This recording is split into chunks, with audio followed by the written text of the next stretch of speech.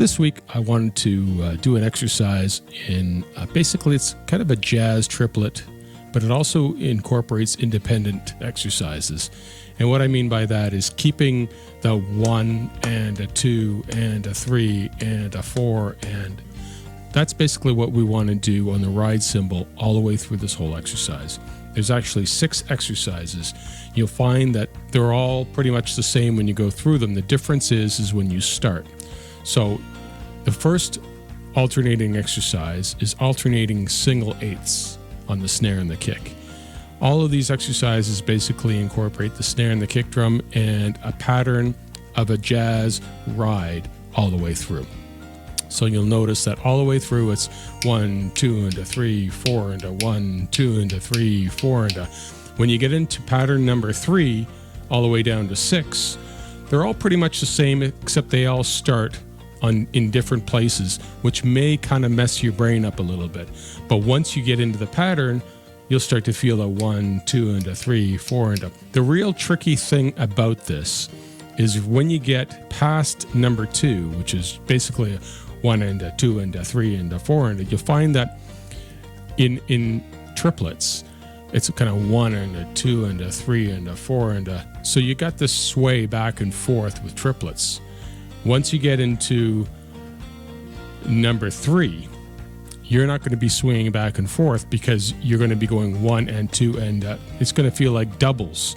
So you're doing doubles, as you see, 1 and 2 and 3 and 4 and they're doubles. So even more so when you get into exercise number 4, 1 and 2 and 3 and 4 and it's 1 and 2 and 3 and 4 and 1 and 2 and 3 and 4 and it's going to really screw up your ride pattern. But what this exercise is really good at doing is kind of separating your mind from your limbs and really concentrating on the 1, 2, and a 3, 4, and because you have to count this as triplets, but it's a lot easier to count it as eighth notes, 1 and 2 and 3 and if you're doing 1 and 2 and 3 and 4 and 1 and 2 and, but that's not the case here. So have a lot of fun with this. Take some time and go through it and start to get comfortable. Once you've mastered number 3, number 4, 5, and 6 really start to fall into line. Just the differences in number 4, 5, and 6 is really the starts. You can see that we start on the double on the kick, then go in the double on the snare and double on the kick, and then we start on number 5. It's a double on the snare, double on the kick, double on the snare. You can see the differences.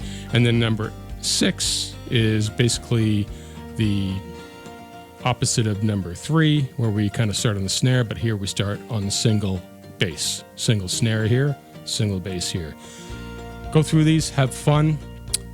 Hopefully it doesn't tear your mind up too much. You don't get too frustrated with it, but it's a great exercise in just kind of solidifying your ride cymbal, because when you're playing jazz, it's the ride cymbal that rides right through that song. Everything else is kind of floating through and intertwined in the jazz song.